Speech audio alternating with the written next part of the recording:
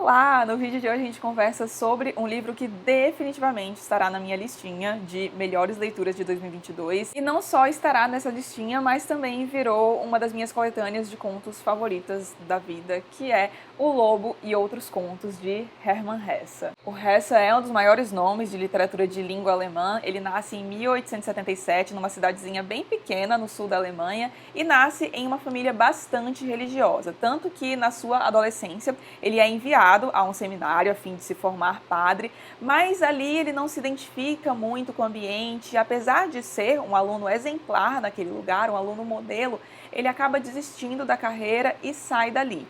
E aí, em 1912, ele sai da casa dos seus pais e vai morar na Suíça. E ele nasceu numa família que tinha condições muito boas, mas quando ele sai da casa dos pais, ele praticamente rompe com eles e passa a viver por conta própria e vai garantir o seu sustento através dos ofícios de operário e de livreiro. Ou seja, seu Hesse lê bastante nesse período aí, fica cada vez mais absorvido pela literatura e decide se dedicar, então, à literatura. E deu muito certo, né? Porque em 1946 ele ganha o Prêmio Nobel de Literatura e, apesar de ser muito mais conhecido pelos seus grandes romances, como, por exemplo, O Lobo da Estepe e Siddhartha, ao longo de sua vida ele escreveu também muitos poemas e muitos contos, que é sobre o que a gente conversa aqui hoje. Esta coletânea aqui, que eu achei lindíssima, diga-se de passagem, foca a câmera, sai pela editora Todavia, tem tradução da Sonali Bertwall e o prefácio e organização do Volker Michels, que é um baita especialista na obra do Hermann Hesse. E aqui a gente tem 20 contos do Hesse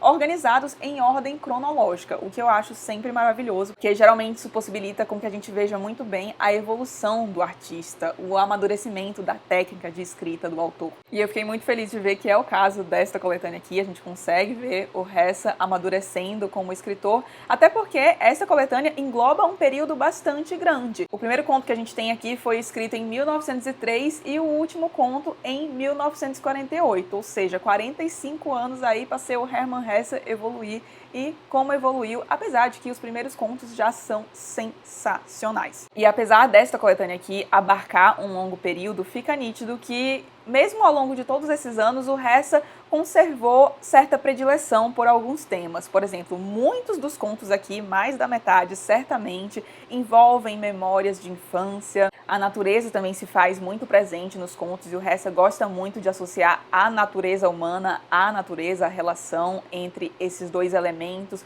A gente vê aqui também muitas vezes contradições internas dos personagens sendo trabalhadas muito bem, e a gente também tem alguns contos que tratam sobre a guerra. E além desse padrão, digamos, nos temas dos contos, a gente também vê um padrão na própria estrutura do conto, porque muitos deles são narrados em primeira pessoa por um narrador que, aliás, parece ser o próprio Hesse, e quando a gente para olhar para as histórias em conjunto, parece que todas elas fazem parte de um mesmo universo. Muitas histórias se passam na mesma cidade, aí a gente pode ver, por exemplo, algumas ruas sendo mencionadas em dois contos diferentes, e eu particularmente gosto de ver isso, quando os escritos de um autor formam que um certo universo fazem parte de um todo, sabe?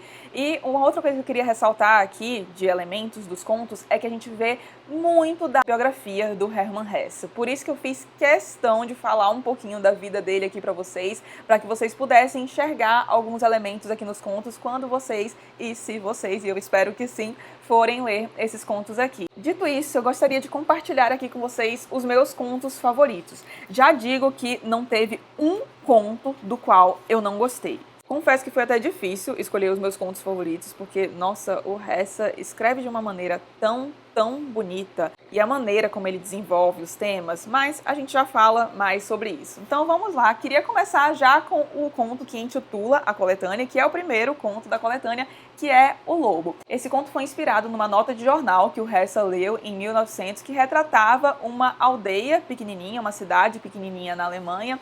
E aí alguns lobos apareceram naquele local, que era habitado por humanos. Os humanos acabaram assustados e acabaram por matar um dos lobos da alcateia que apareceu ali. E é exatamente o que a gente tem aqui. O conto é bem curtinho, mas é tão sensível. Em certo momento ele contrasta a perspectiva do animal frente à natureza com a do ser humano também frente à natureza, e é muito bonita a maneira como ele evidencia aqui que o animal tinha uma sensibilidade muito maior frente à natureza que o homem, e você fica com o coração meio apertado ao terminar o conto, sabe? Mas muito bonito. E aí o meu segundo conto favorito é o segundo conto da coletânea, chamado Da Infância.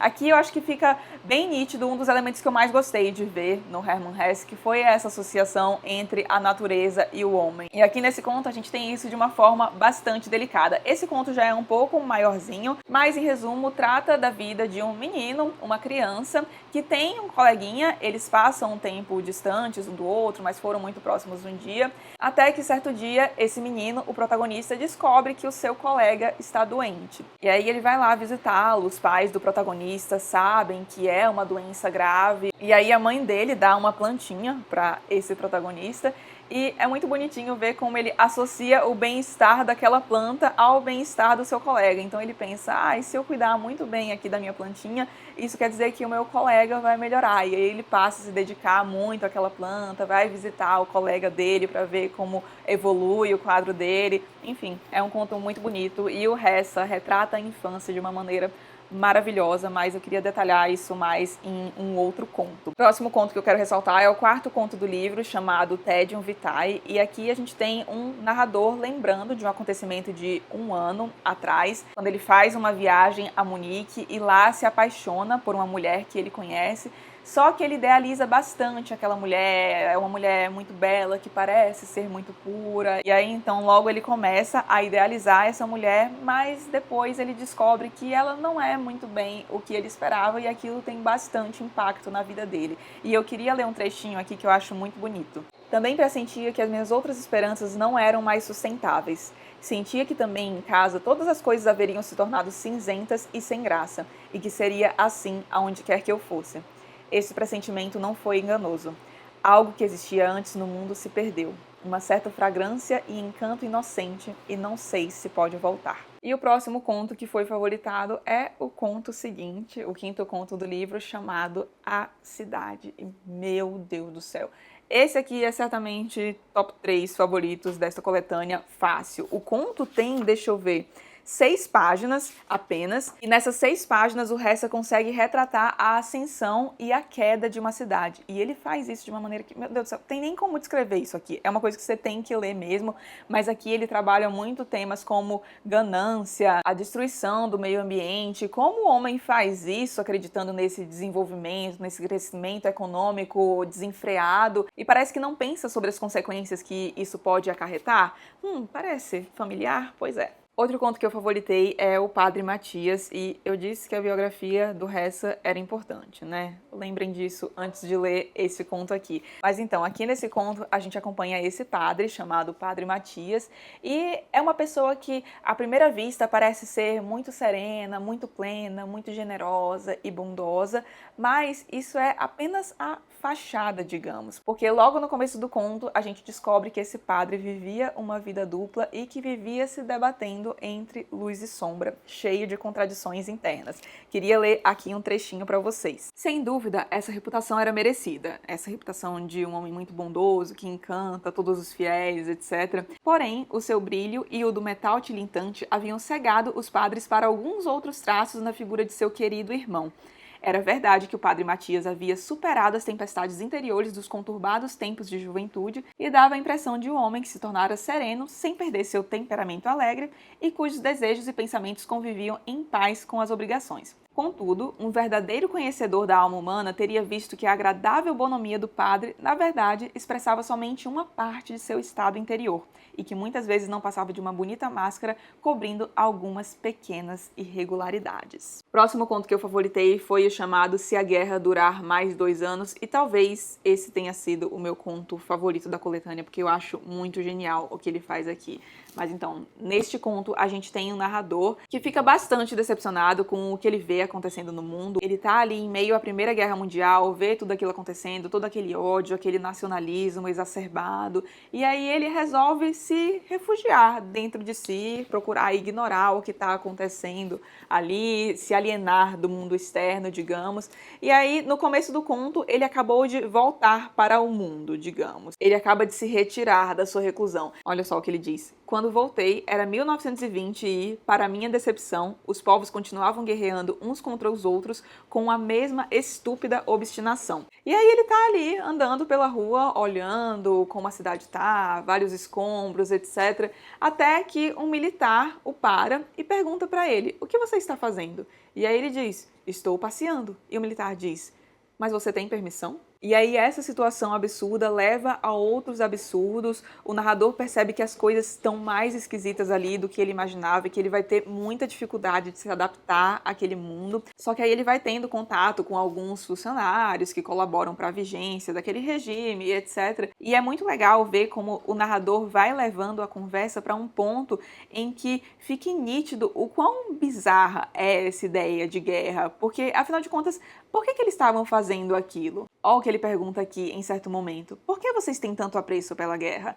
Ela vale tudo isso? A guerra é de fato um bem? O final desse conto, parágrafo final mesmo, é excelente. O conto inteiro, aliás. E esse conto é publicado em meio à Segunda Guerra Mundial. Em 1917, o Hesse o publica sob um pseudônimo. E o nome do narrador deste conto? Emile Sinclair. Sim, o mesmo nome do protagonista de Demian. E, aliás, Emile Sinclair é um pseudônimo que o Hesse utilizava para publicar algumas de suas obras. O próximo conto que eu queria ressaltar é O Alma de Criança, no qual o narrador fica rememorando alguns eventos da sua infância.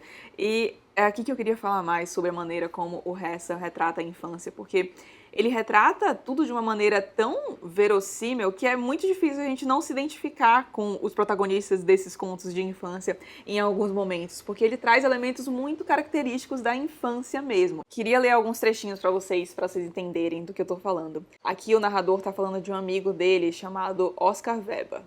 E aí olha o que ele diz. Eu sentia que não o amava, embora seu rosto bonachão, que me lembrava uma lavadeira, me fosse simpático. O que me atraía nele não era sua pessoa, mas outra coisa, eu poderia dizer, a sua posição. Garotos como o Weber era como se fossem adultos. Eles riam de expressões e piadas que eu não entendia. E eu acho que muita gente vai se identificar com isso na infância, porque sempre tinha aquele colega que parecia saber um pouco mais do que você sabia. E aí você acabava admirando mais aquela pessoa por conta disso, justamente porque ela parecia saber de algo que você não sabe, de coisas que você queria saber. Mundo dos adultos, digamos. Isso fica bem evidente aqui na página 217. Várias vezes, secretamente, durante a ausência de meu pai, eu já havia entrado escondido em seus 2 aposentos, havia espreitado e explorado todo o seu reino secreto e, por 2 vezes, havia furtado algo dele. E boa parte da ação desse conto aqui se dá justamente através de um furto desse personagem. Ele vê uns figos ali na sala do pai dele, polvilhados de açúcar, que parecem ser muito saborosos, e aí ele vai pegando aqueles figos. Primeiro só porque ele queria experimentar mesmo, mas depois ele acaba gostando desse sentimento de transgressão, digamos.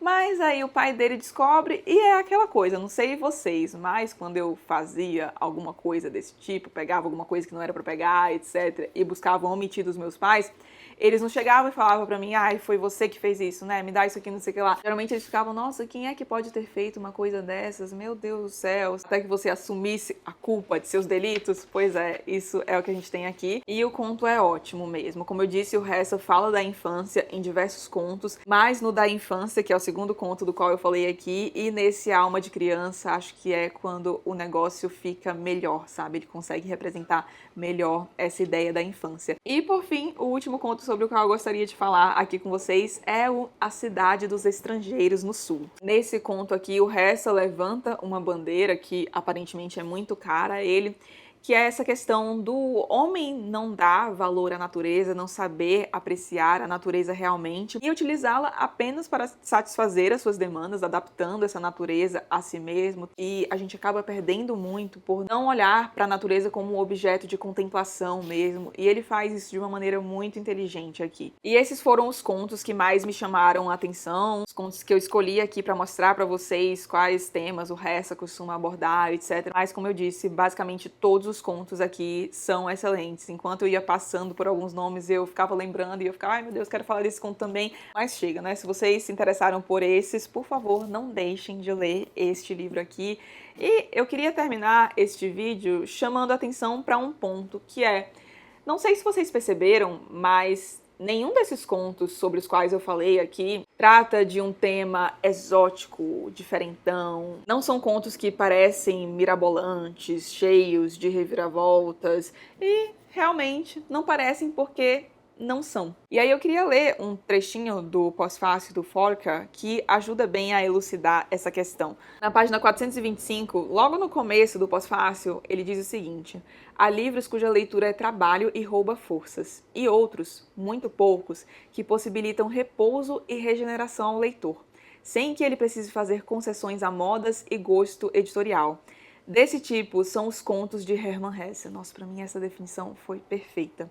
Continuando, quase nada em suas narrações é inventado, estilizado ou construído. Nada vai além do âmbito da percepção da própria experiência.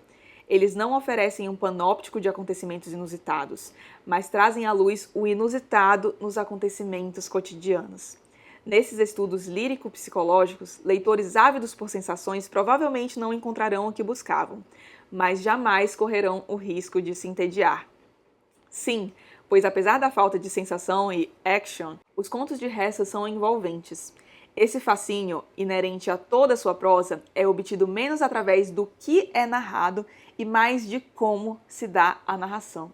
Nossa, pra mim, tudo isso que eu acabei de ler é a síntese perfeita do que é esta coletânea aqui. Porque é basicamente isso. Nos romances que eu já li do Hermann Hesse, que foram Demian e O Lobo da Steppe, eu tive que quebrar bastante a cabeça. Dois são sensacionais, O Lobo da Steppe, inclusive, é um dos meus livros favoritos da vida, mas são livros que dão um trabalho. E aí eu fiquei muito surpresa ao encontrar um Hesse aqui que é isso que o Volker escreve aqui, que é um escritor que oferece repouso, uma leitura que traz a sensação de conforto, sabe? E tudo isso, conforme eu comentei até lá no vídeo de leituras do mês, quando eu falei brevemente sobre este livro, me fez lembrar o Chekhov, que é tido como um dos maiores contistas da literatura mundial, porque ele também tem isso de achar o inusitado em situações prosaicas, em situações cotidianas. E eu achei muito legal ver isso aqui no Hesse também. Queria só completar esse raciocínio com um trecho que está na página 434, que diz: para Hesse, a realidade sempre foi mais inesgotável do que qualquer fantasia. Nossa, eu adorei esse pós-fácil. O trabalho da Todavia aqui, na minha opinião, tá impecável. A edição, na minha opinião também, é lindíssima. Seleção e organização excelentes. Eu adoro isso de colocarem os contos em ordem cronológica. E fechando com um pós-fácil que é a cereja do bolo. Sério, o pós-fácil é excelente. Todavia, vocês arrasaram. Fica aqui os meus parabéns. E eu espero que este vídeo tenha incentivado mais gente a conhecer Hermann Hesse. Inclusive, caso você não o conheça ainda e tenha vontade de conhecê-lo, acho que isso aqui é uma excelente porta de entrada mesmo, porque, como eu falei, apesar de os livros que eu já li dele serem mais difíceis, aqui você consegue já ver algumas sementinhas dos temas que vão ser abordados nesses romances. Fora que também conhecer a escrita do Hermann Hesse, que é uma coisa muito bonita. Nossa, então fica a dica para quem quer conhecer o Hermann Hesse. Acho que isto aqui é uma baita pedida. Se vocês ficaram com vontade de ler ou se já leram, deixem aqui nos comentários. E se você tiver gostado do vídeo, não esqueça de deixar um like e de se inscrever aqui no canal, caso não seja um inscrito ainda. Um grande beijo e até o próximo vídeo.